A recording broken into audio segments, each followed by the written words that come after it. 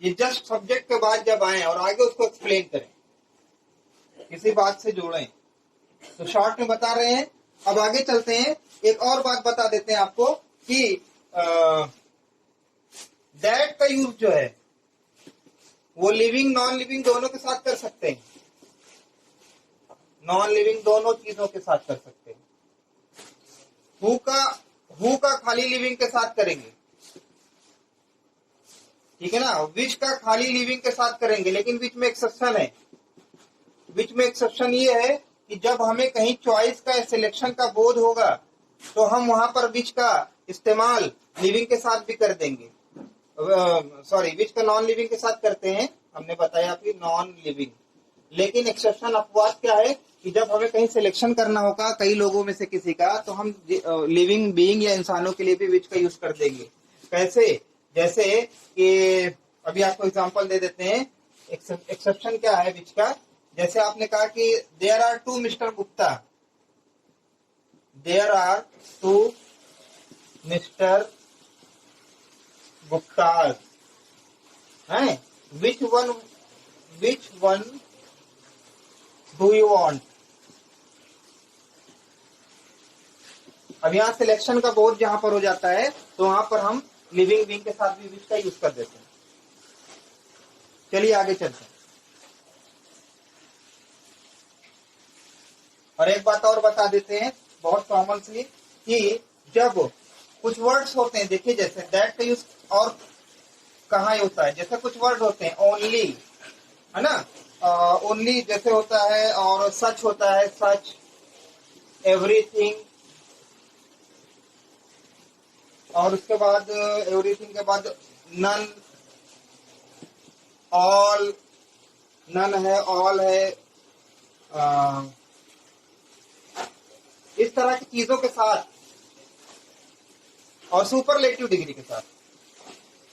Superlative degree यानी adjective की superlative degree के साथ, superlative degree of adjective, of adjective,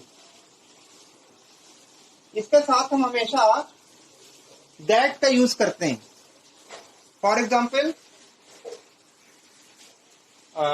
एक एग्जाम्पल होता है ऑल दैट ग्लिटर्स। हम ही नहीं कहते कि all which glitters, all that glitters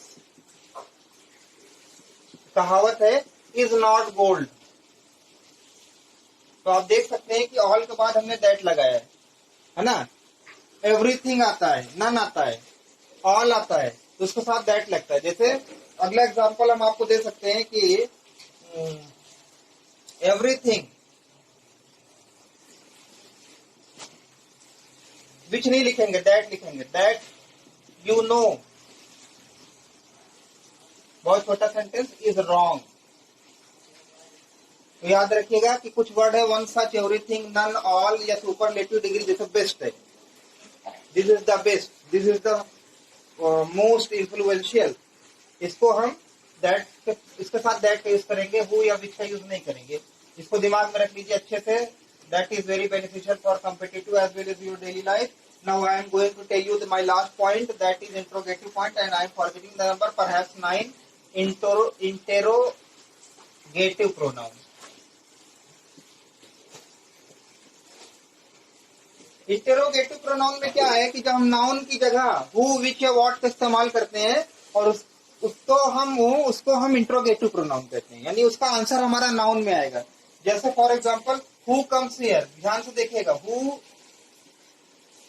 comes here, तो पॉसिबली हु का आंसर जो है नाउन में आएगा, हु किसी नाउन की तरफ इंडिकेट कर रहा है, तो ये हु यहाँ पे इंट्रोगेटिव प्रोनाउन बन गया। या फिर which of these girls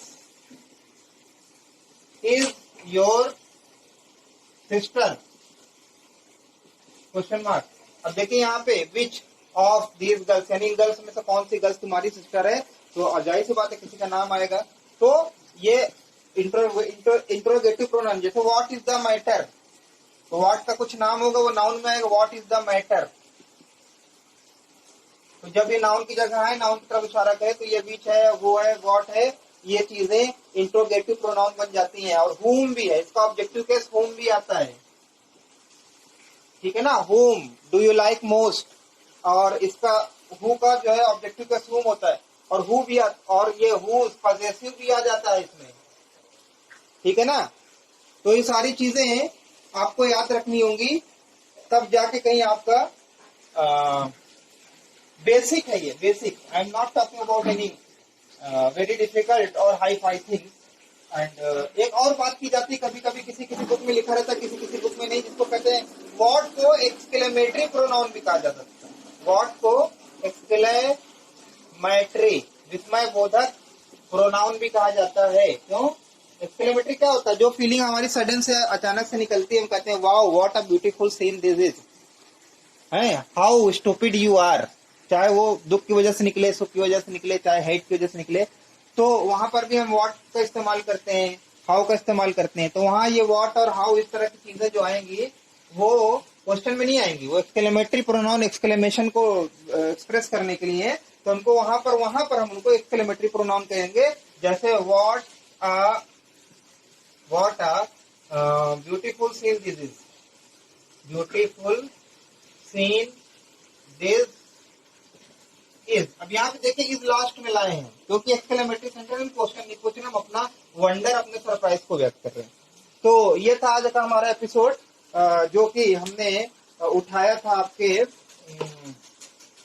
pronoun से बेसिक को समझाने के लिए। क्योंकि अक्सर मैं जब पढ़ाता हूँ अपने स्टूडेंट्स को, तो चाहे वो कंपटीशन को, चाहे इंटरमीडिएट के स्टूडेंट्स हो, उनको ये नहीं मालूम सब्जेक्टिव ऑब्जेक्टिव केस क्या, प्रोनाउन का फर्स्ट सेकंड पर्सन क्या है, जो कि very basic things these are taught in junior classes, and we start noun pronoun since class 1, from class 1. So I hope that you would certainly like my video. So thanks for being connected with me, thanks for watching the video. Thank you, meet you again soon.